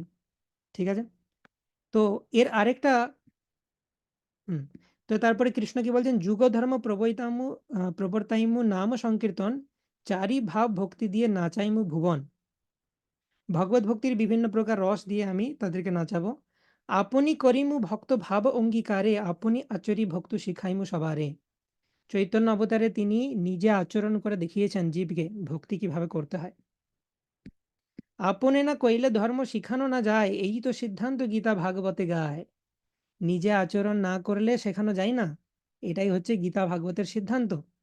এবং সঙ্গে সঙ্গে গীতার শ্লোক কোট করেছেন। এটাই বলছিলাম, যখন কৃষ্ণদাস কবিরাজ গোস্বামী কোনো পয়েন্ট বলবেন, সঙ্গে সঙ্গে শ্লোকা কোট করবেন। This is the nature of a Vaishnava, and এইরকম হতে হবে আমাদেরকে।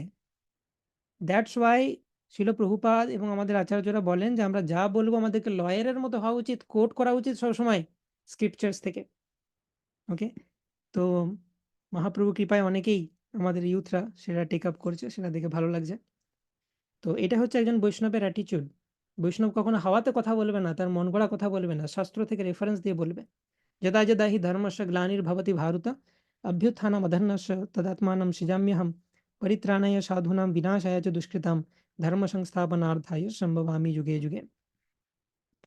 তো এখানেও আবার বলা হচ্ছে, গীতা থেকে অনেকগুলো শ্লোক কোট করা হয়েছে।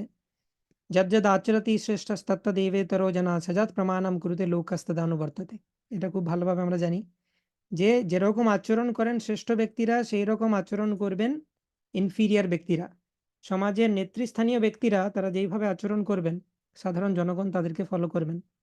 তো সেই জন্য ভগবান কৃষ্ণ তিনি ভাবলেন যে আমি চৈতন্য অবতারে এসে আমি দেখাই, তাহলে লোকজন আমাকে ফলো করবে। তো সেই কারণে তিনি যুগ ধর্ম প্রবর্তন করলেন। ওকে।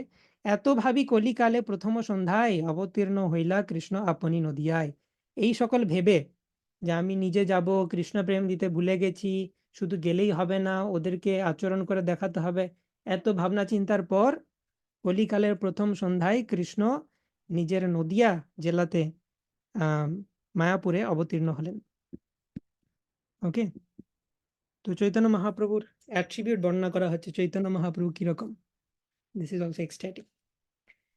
চৈতন্য সিংহের নবদ্বীপে অবতার, সিংহ গ্রীব সিংহ বীর্য সিংহের হুঙ্কার, সেই সিংহ বসুক জীবের হৃদয় কন্দরে, কলমশ দৃঢ় নাশে যাহার হুঙ্কারে।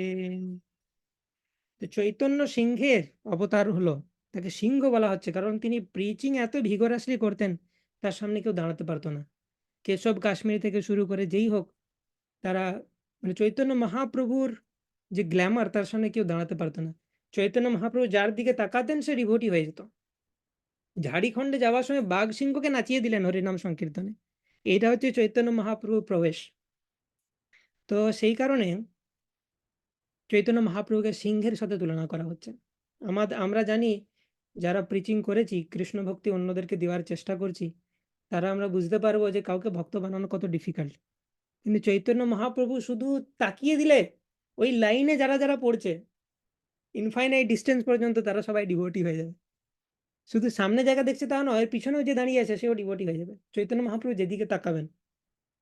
এবং সেই ব্যক্তিকে যারা দর্শন করবেন তারাও ডিভোটি হয়ে যাচ্ছেন। এটা হচ্ছে চৈতন্য মহাপ্রভু প্রিচিং।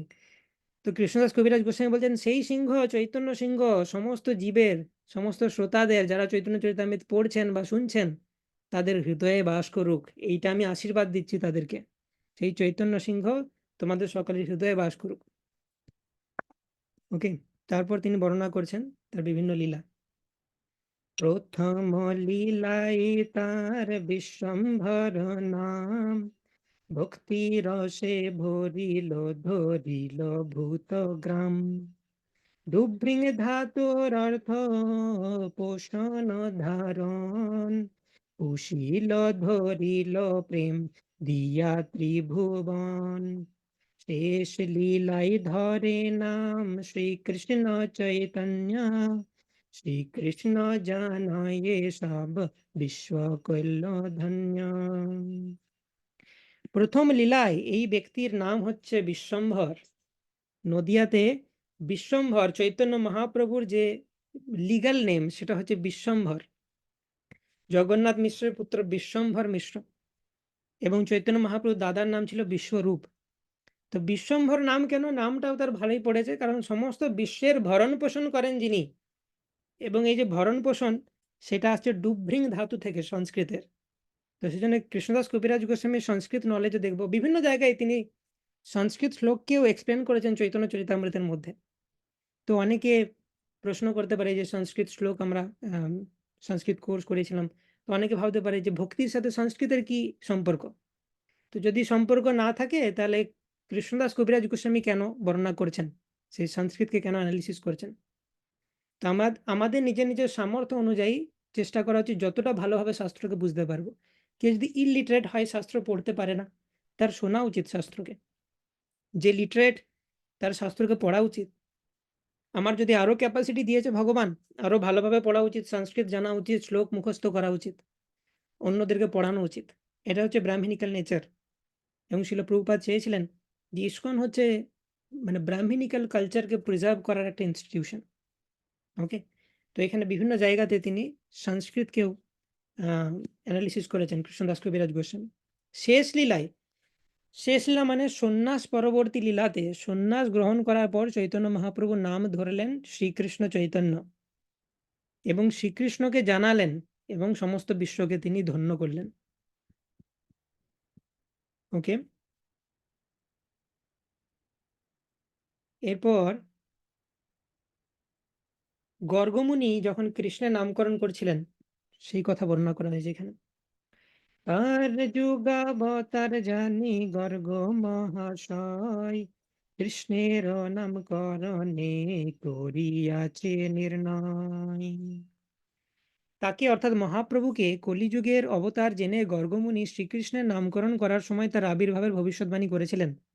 5000 বছর আগে গর্গমুনি যখন শ্রীকৃষ্ণের নামকরণ করেছিলেন তখন ইন্টারেস্টিং, তো ডাকা হয়েছে গর্গমুনিকে, নন্দ মহারাজ যশোদা, যে বাচ্চাদের নামকরণ করা হবে। তো গর্গমুনি বলছেন এদের নাম আমি কি দেব? কৃষ্ণ আর বলরাম, এদের নাম অলরেডি আছে, সেটা শুধু আপনাকে বলে দিচ্ছি। এদের নাম ইটারনালি আছে, যখন আমরা কেউ ছিলাম না তখন এদের নাম ছিল। মানে সৃষ্টির একদম প্রারম্ভে শুধুমাত্র ভগবান ছিলেন, তার নাম রূপ গুণ লীলা সব ছিল। তাই ভগবান কৃষ্ণ এসেছেন, তাকে নতুন করে নাম দিতে হবে না, যাই থেকে তোমার নাম কৃষ্ণ। তার নাম আদি অনন্তকাল ধরে কৃষ্ণ। ঈশ্বর পরম কৃষ্ণ সচ্চিদানন্দ বিগ্রহ। আসন বর্ণস্ত্রয় হাস্য গহ্নতো নুযুগম তনু, শুক্লো রক্তস্তথা পীতা ইদানিম কৃষ্ণতাম গতঃ। তো তোমার এই যে পুত্র, সে বিভিন্ন যুগে শুক্ল, রক্ত এবং পীত বর্ণে আবির্ভূত হয়েছে। ইদানিং এখন সে কি রূপে এসেছে? কৃষ্ণ রূপে এসেছে। সত্য যুগে হংস অবতার রূপে শুক্ল রূপ নিয়ে এসেছে, মানে সাদা। ত্রেতা যুগে যজ্ঞ অবতার অর্থাৎ রক্ত রূপ নিয়ে এসেছে, মানে রক্তিম আভা যার শরীরে। এবং পীত অবতার চৈতন্য অবতার কলিযুগে আসবে। এখন দ্বাপরে এসেছে কৃষ্ণ রূপে। শুক্ল রক্ত পীত বর্ণ এই তিন জ্যোতি, সত্য ত্রেতা কলি কালে ধরেন শ্রীপতি। তো এই যে শ্রীপতি অর্থাৎ লক্ষ্মী দেবীর পতি কৃষ্ণ স্বয়ং আবির্ভূত হয়েছেন সত্য ত্রেতা কলিযুগে শ্বেত রক্ত এবং পীত বর্ণ ধারণ করে আসেন, এবং দ্বাপরে তিনি কৃষ্ণ বর্ণ ধারণ করে এসেছেন। তো এইভাবে চৈতন্য মহাপ্রভুর প্রচুর প্রেডিকশন দেওয়া হবে এরপর। তো সেটা আমি ডিটেলসে যাব না, তো আমি জাস্ট দেখি যে একটা গ্লিমস, এটা সেমিনারে অলরেডি রয়েছে, সায়েন্স অফ সেলফ রিয়েলাইজেশন সেমিনারে। চৈতন্য মহাপ্রভু যে পরমেশ্বর ভগবান তা বিভিন্ন শাস্ত্রে দেওয়া আছে। প্রথমে শ্রীমদ্ ভাগবতম থেকে কৃষ্ণবর্ণম তৃষা কৃষ্ণম, মহাভারত থেকে সুবর্ণবর্ণ হেমাঙ্গী, গরুর পুরাণ থেকে আহম পূর্ণ ভবিষ্যামি যুগ সন্ধ বিশেষতঃ মায়াপুরে নবদ্বীপে। শাস্ত্রে একদম কোথায় মায়াপুরে নবদ্বীপ, ভবিষ্যামি শচীসুত, আমার মাতা হবে শচীসুত, সেটাও বলা আছে। শাস্ত্রে এটাও বলা আছে যে লক্ষ্মীকান্ত ভবিষ্যতি, মানে লক্ষ্মীপ্রিয়া দেবীর পতিরূপে আমি আসব। এবং দারু ব্রহ্ম সমীপস্থ, জগন্নাথ পুরীতে আমি অবস্থান করব, জগন্নাথের সন্নিকটে সন্ন্যাস মানে আশ্রম গ্রহণ করব, সন্ন্যাসী গৌর বিগ্রহ। যে কৃষ্ণ বৃন্দাবনে গোপীদের সাথে লীলা করেছেন, যিনি কংসকে বধ করেছেন, যিনি পাণ্ডবদের সহায়তা করেছেন, সেই কৃষ্ণই যে বৈষ্ণব সন্ন্যাসী রূপে দণ্ড ধারণ করবেন এবং মণ্ডিত মস্তক রূপে আসবেন, নিঃসন্দেহাম উপগত স্মৃতিতলে চৈতন্য রূপ প্রভু। এ বিষয়ে কোনো সন্দেহ নেই যে সেই কৃষ্ণই হচ্ছেন চৈতন্য মহাপ্রভু। নৃসিংহ পুরাণ এটা আমরা অলরেডি দেখলাম, পদ্ম পুরাণেও রয়েছে, নারদ পুরাণেও রয়েছে, ভবিষ্য পুরাণেও রয়েছে, বায়ু পুরাণেও রয়েছে, মৎস্য পুরাণেও রয়েছে, স্কন্দ পুরাণেও রয়েছে। তো ইনফাইনাইট চৈতন্য মহাপ্রভুর অ্যাপিয়ারেন্সের প্রমাণ রয়েছে শাস্ত্রে। তো আরেকটা খুব ইম্পর্টেন্ট রিজন যেটা আমরা দেখব, সেটা আমি আলোচনা করতে চাই, সেটা 92 থেকে শুরু হচ্ছে। আরেকটা ইম্পর্টেন্ট কারণ রয়েছে চৈতন্য মহাপ্রভুর আবির্ভাবের। তো একটা কারণ আমরা দেখলাম যে জগৎবাসীকে কৃষ্ণ প্রেম দেওয়ার জন্য, আরেকটা কারণ আমরা দেখেছি শ্রীমতী রাধারানীর প্রেমকে আস্বাদন করার জন্য। আরেকটা তৃতীয় কারণ রয়েছে, সেটা কি? সেটা আমরা এখন দেখব। আচার্য গোসাই প্রভুর ভক্ত অবতার, কৃষ্ণ অবতার হেতু যাহার হুঙ্কার, কৃষ্ণ যদি পৃথিবীতে করেন অবতার, প্রথমে করেন গুরু বর্গের সঞ্চার। তো আচার্য গোসাই হচ্ছেন প্রভুর ভক্ত অবতার। এইমাত্র আমরা আলোচনা করলাম যে চৈতন্য মহাপ্রভু হচ্ছেন স্বয়ং পরমেশ্বর ভগবান, এবং ভক্ত অবতারকে অদ্বৈত আচার্য মহাবিষ্ণু। এবং প্রকাশকে চৈতন্য মহাপ্রভুর, নিত্যানন্দ প্রভু হচ্ছেন প্রকাশ। শক্তিকে শক্তি হচ্ছেন গদাধর পণ্ডিত এবং ঈশ ভক্তকে ভগবানের ভক্ত শিবাস পণ্ডিত। তো এই যে আচার্য গোসাই মানে অদ্বৈত আচার্য, তিনি চৈতন্য মহাপ্রভু থেকে অনেক সিনিয়র। চৈতন্য মহাপ্রভু প্রায় পিতার বয়সী তিনি। তিনি বহু আগে আবির্ভূত হয়েছেন। চৈতন্য মহাপ্রভু আবির্ভাবের বহু আগে আহ, অদ্বৈত আচার্য প্রভু আবির্ভূত হয়েছেন। নবদ্বীপে এসে তিনি দেখছেন যে নবদ্বীপবাসী ভক্তির প্রতি ইন্টারেস্টেড নয়। তাদের যদি ঘরে পয়সা বেড়ে যায় তো বিয়ে ঘরে লাগিয়ে দিচ্ছে। তারা বিদ্যা অর্জন করছে তর্ক করার জন্য, শাস্ত্র পড়ার জন্য নয়। তো নবদ্বীপবাসীর এইরকম অধঃপতন দেখে, জগৎবাসীর এরকম অবস্থা দেখে তিনি ভাবছেন যে এই যা অবস্থা, স্বয়ং পরমেশ্বর ভগবান না এলে এই সিচুয়েশনকে ঠিক করা যাবে না। তো তিনি ভাবছেন কিভাবে আনা যায়, ভগবানকে কিভাবে আনা যায়।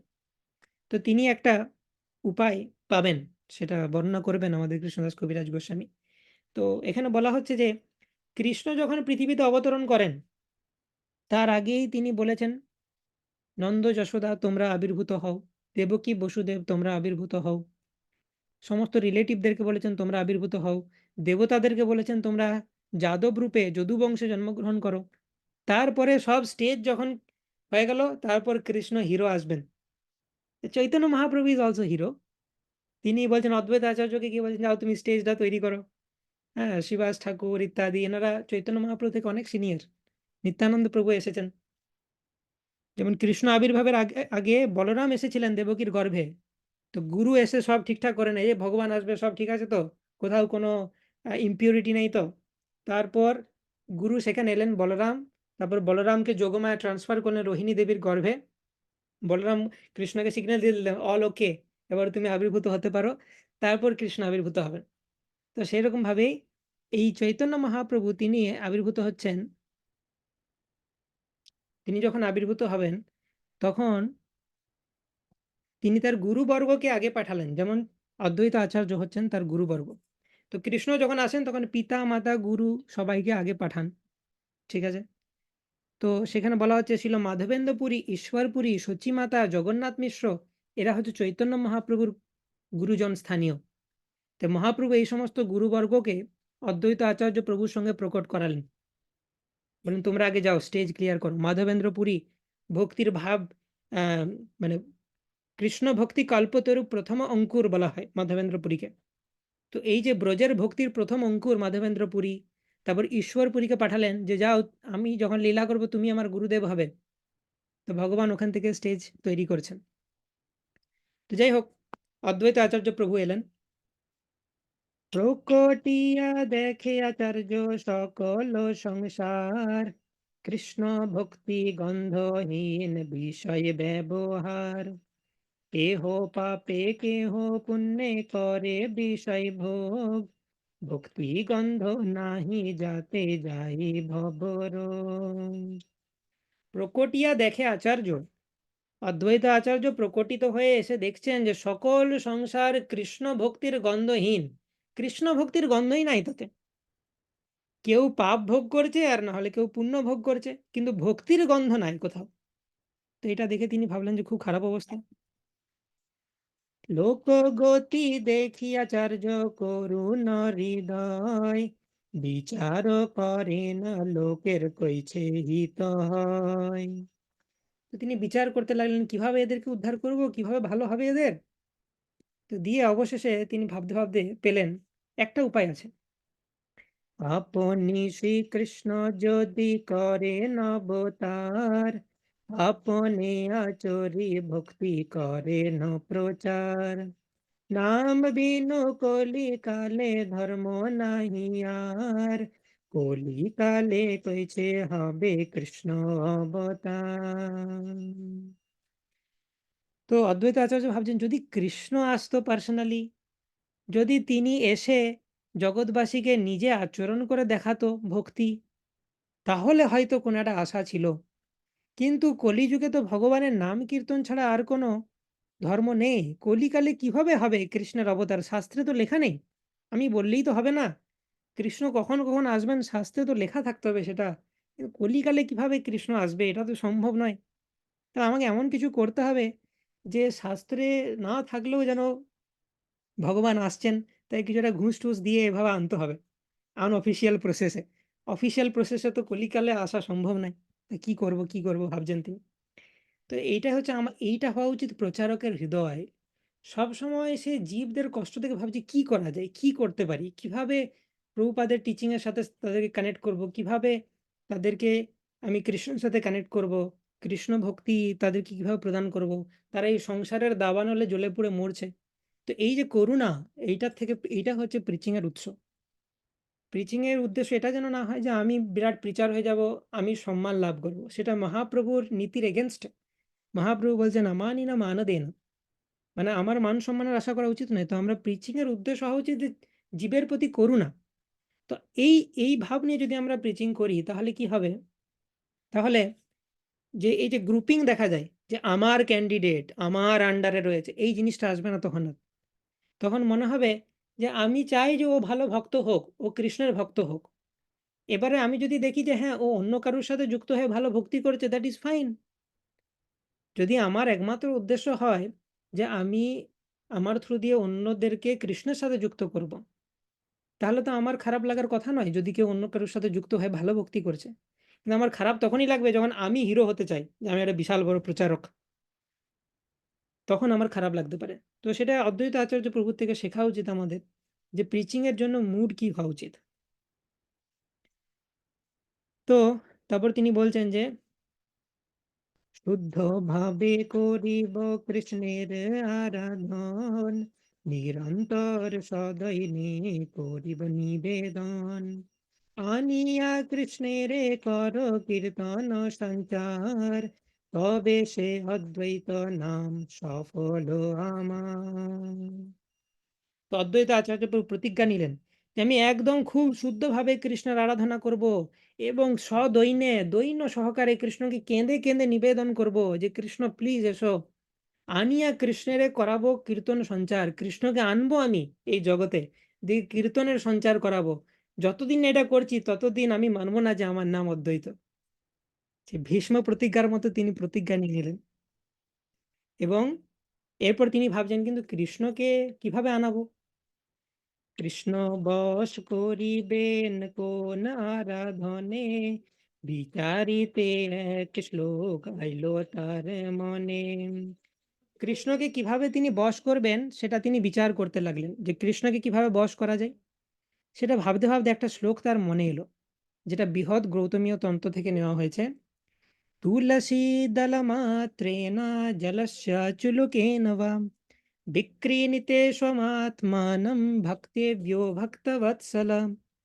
তো এই শ্লোকে বলা হচ্ছে যে তুলসী দলমাত্রে না, তুলসীর একটি দল বা একটি তুলসী পাতা, জলস্য চুলুকেন বা এক চুলুক জল মানে হচ্ছে হাতটাকে আমরা যদি কার্ভ করি যতটুকু জল ধরবে তাতে সেটাকে বলা হয় এক চুলুক জল। তো ওই রকম গঙ্গা জল, এক চুলুক গঙ্গা জল আর তুলসী দলমাত্রে না, একটি তুলসীর দল বা একটি তুলসী পাতা যদি আমি ভক্তি ভরে কৃষ্ণের চরণে অর্পণ করি, যেটা কৃষ্ণ বলছেন, পত্রম পুষ্পম ফলম তোয়ম यो मे ভক্তা প্রযচ্ছতি তদহম ভক্তি উপহৃতম অশ্নামি প্রজতাত্মনঃ। তো কেউ যদি শুধুমাত্র তুলসী পত্র আর গঙ্গা জল কৃষ্ণকে ভক্তি সহকারে অর্পণ করে, তাহলে কৃষ্ণ কি বলছেন, আমি সেই ভক্তের কাছে এত ঋণী হয়ে যাই যে আমি আমার সমস্ত সম্পত্তি বিক্রি করেও তার ঋণ শোধ করতে পারি না। তখন আমি কি করি, আমি নিজেকে বিক্রি করে দিই সেই ভক্তের কাছে। মানে সেই ভক্ত যা বলবে আমি তাই করতে রাজি হয়ে যাব, সেই ভক্তের আমি দাস হয়ে যাই। কিন্তু তার কন্ডিশন হচ্ছে ভক্তি সহকারে অর্পণ করতে হবে তুলসী দল আর গঙ্গা জল, যে ভক্তিটা আমাদের নেই। সুতরাং এটা আমাদের ভাবার দরকার নেই কোনো, এটা অদ্বৈত আচার্য প্রভুর পক্ষে সম্ভব। তো তিনি ভাবলেন যে হ্যাঁ, এই একটা রাস্তা আছে কৃষ্ণকে কিনে নেওয়ার। তো কৃষ্ণকে যদি কিনে নিই তাহলে ডেট না থাকলেও আনা যাবে তাকে, যদিও শাস্ত্রে ডেট নেই। কিন্তু আমি যদি কৃষ্ণকে কিনে নিই তাহলে তো যা বলবো তাই করতে হবে, আসতে বললে আসতে হবে, কিছু করার নেই। এই শ্লোকার্থ আচার্য করেন বিচারণ, কৃষ্ণকে তুলসী জল দেয় যেই জন, তার ঋণ শোধিতে কৃষ্ণ করেন চিন্তন, জল তুলসীর সম কিছু নরে নাহি ধন, তবে আত্মা বেচি করে ঋণের শোধন, এত ভাবি আচার্য করে নারাধন। তো কৃষ্ণকে তুলসী জল দেয় যে জন, তার ঋণ শোধিতে কৃষ্ণ করেন চিন্তন। তার ঋণ কখনোই কৃষ্ণ শোধ করতে পারেন না। এবং জল তুলসীর সমান আর কিছু ঘরে ধন নাই। আমার বিশাল কিছু সোনা দানা থাকতে হবে না, জল আর তুলসী আছে, সেই জন্য আগেকার দিনে সনাতন কালচারে বাড়িতে একটা, আর কিছু হোক আর নাই হোক, তুলসী মঞ্চ থাকতো, কারণ এটা মহাধন। সেই কালচারটা হারিয়ে যাচ্ছে। As a devotee we should preserve that. তবে আত্মা বেচি করে ঋণের শোধন। কৃষ্ণ এত ঋণী হয়ে যায় যে কৃষ্ণের আত্মাকে বিক্রি করে দিতে হয় ভক্তের কাছে। এত ভাবে আচার্য করেন আরাধন। আচার্য সেইভাবে আরাধনা করছেন এভাবে: গঙ্গা জল তুলসী মঞ্জরি অনুক্ষণ, কৃষ্ণ পাদ পদ্ম ভাবি করে সমর্পণ, কৃষ্ণের আহ্বান করে করিয়া হুঙ্কার, এ মতে কৃষ্ণের করাইল অবতার, চৈতন্যের অবতারে এই মুখ্য হেতু, ভক্তের ইচ্ছায় অবতারে ধর্ম সেতু। তো গঙ্গাজল এবং তুলসী মঞ্জরি দিয়ে অদ্বৈত আচার্য প্রভু চৈতন্য মহাপ্রভুকে আরাধনা করেছেন। এবং নৃসিংহ শালিগ্রাম শিলাকে তিনি পুজো করেছিলেন। এখনো অদ্বৈত আচার্যের শ্রীপাঠ শান্তিপুরে সেই নৃসিংহ শালিগ্রাম শিলা রয়েছে, আমরা দর্শন করতে পারি। যে নৃসিংহ শালিগ্রাম শিলাকে তুলসী এবং গঙ্গাজল দিয়ে পুজো করে তিনি স্বয়ং ভগবান কৃষ্ণকে গোলক থেকে নামিয়ে এনেছিলেন।